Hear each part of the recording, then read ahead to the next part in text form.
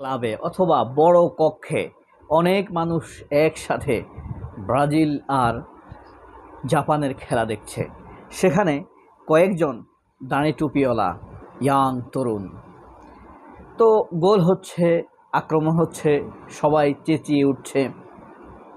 এক পর্যায়ে স্ল্যাং কথা বলছে, কেউ কেউ বিড়ি খাইতে চাইছে।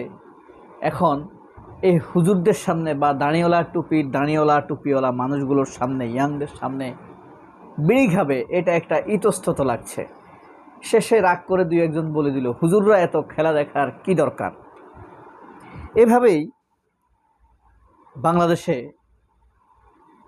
কাজের অপকর্মের ভিজুয়াল বাধা হিসেবে হুজুরদেরকে দেখে অনেকে, আর এই বাধা অপসারণের জন্যই হুজুরদের বিরোধিতা করে সবাই না, ম্যাক্সিমাম হিন্দুত্ববাদী লুকায়িত মানসিকতা, আওয়ামী খাসালত।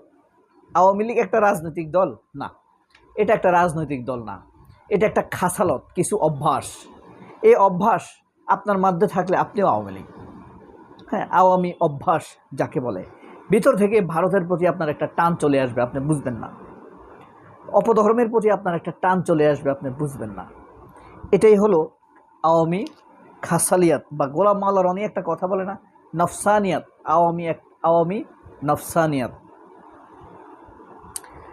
এই যে দেখেন, মোস্ট রিসেন্টলি কাউমি মাদ্রাসায় শিশু বলাৎকার সংখ্যা, নিউজগুলো যেন আমরা বেশি দেখছি। হুজুরদের শিশু ধর্ষণের খবরগুলো আমরা বেশি দেখছি।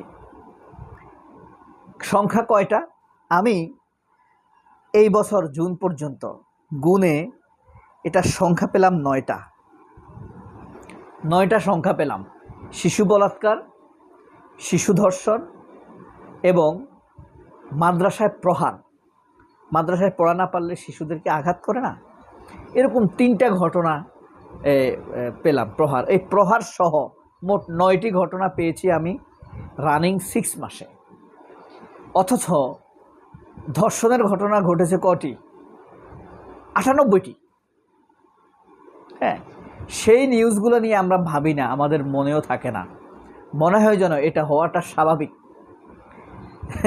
যাদের দাড়ি টুপি নাই তারা ধর্ষণ করতেই পারে, যারা ভার্সিটিতে পড়া স্টুডেন্ট তারা ধর্ষণ করতেই পারে, হ্যাঁ, যারা স্কুল কলেজে পড়া মাস্টার তারা ধর্ষণ করতেই পারে।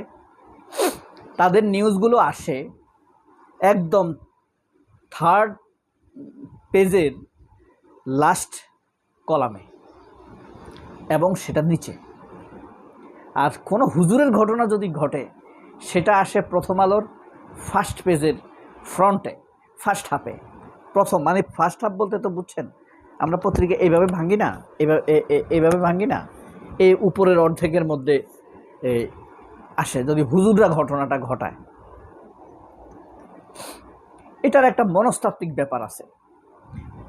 আমি বলছি না যে হুজুররা যে এই ঘটনাগুলো ঘটায় বা দাড়ি টুপিওয়ালা মানুষগুলো যে ঘটনাগুলো ঘটায় এটা জায়েজ তা না, এটারও শাস্তি হওয়া উচিত, এটাও বন্ধ হওয়া উচিত। একজন শিশুও যদি নির্যাতনের শিকার হয় সেটারও সূক্ষ্ম এবং মারাত্মক বিচার হওয়া উচিত বলে আমি মনে করি। কিন্তু কথা হলো, ব্যালেন্স অফ ইনফরমেশন আমাদের সামনে হচ্ছে না।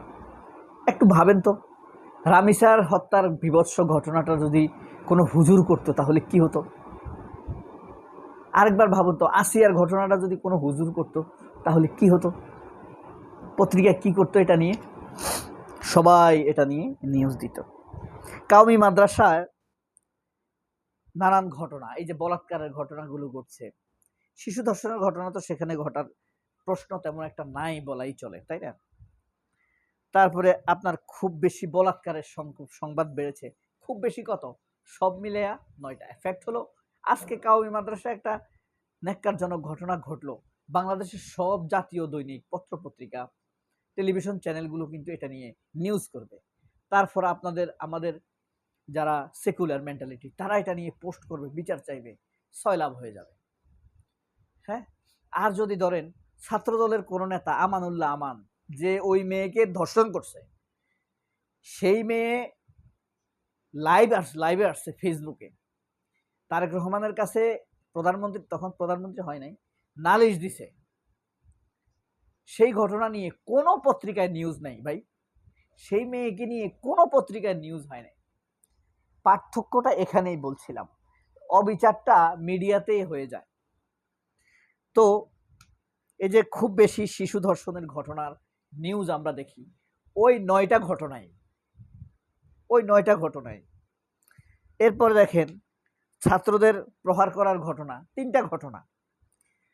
হুজুর, ওই যে একজন জামায়াতের একজন এমপি, আপনার সে তার অনুদানের টাকার দেওয়ার জন্য যে লিস্ট করছে, সেখানে তার মেয়ের নাম।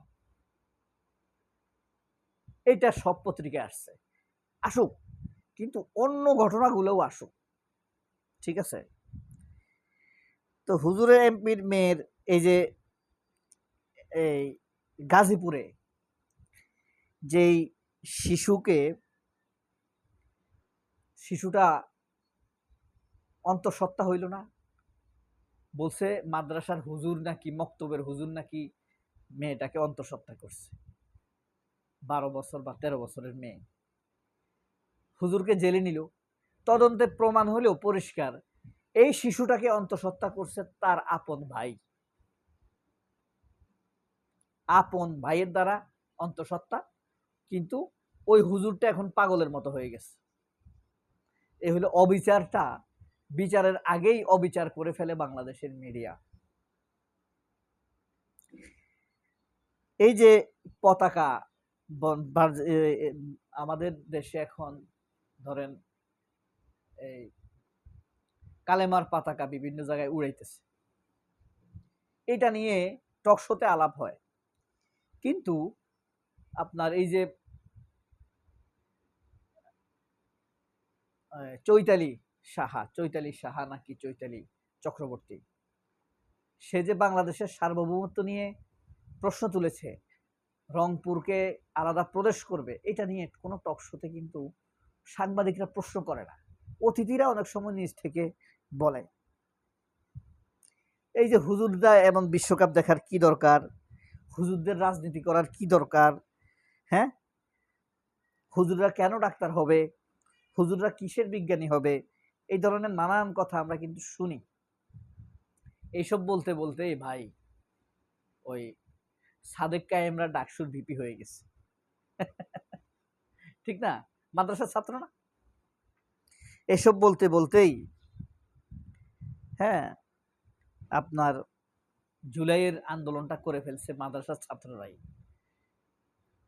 23 তারিখে যখন আমরা ভাবছি আন্দোলন আর করা যাবে না, আমরা নিজেরাই তখন সরাসরি আন্দোলনের রাস্তায় যাচ্ছি না, ওই ঘুরে দিয়ে আসি, নিজের বাসার পাশে আন্দোলনে যাব, ওই দেখা গেছে ওই যাত্রাবাড়ি হয়ে এই মিরপুর 2 হয়ে ঘুরে আবার বাসার পাশে আন্দোলন করতেছি। এই অবস্থা দাঁড়ায় গেছে আন্দোলন। সেই আন্দোলনকে নতুন প্রাণ দিয়েছে কে? এই মাদ্রাসার ছাত্ররা, এই প্রাইভেট ইউনিভার্সিটির ছাত্ররা। হ্যাঁ, আপনি যতই তাদেরকে ঘৃণা করেন, তারা কিন্তু এগিয়ে যাচ্ছে। হ্যাঁ, বাই দা ওয়ে, এই সাদেক কায়েম মাদ্রাসার ছাত্র না? ফরহাদ মাদ্রাসার ছাত্র না? এখন এই ঢাকা বিশ্ববিদ্যালয়ের নেতৃত্ব দিচ্ছে না তারা? বিপুল জনপ্রিয় হয়েছে না? প্রত্যেকটা মেয়ে নিরাপদ না? ঢাকা ইউনিভার্সিটিতে একটা মেয়েও গত আপনার 9 মাসে কোনো ধর্ষণের শিকার হয় নাই। এটা কি একটা বড় নেয়ামত না? তাহলে বুঝেন আপনি কাকে কিভাবে আটকাবেন।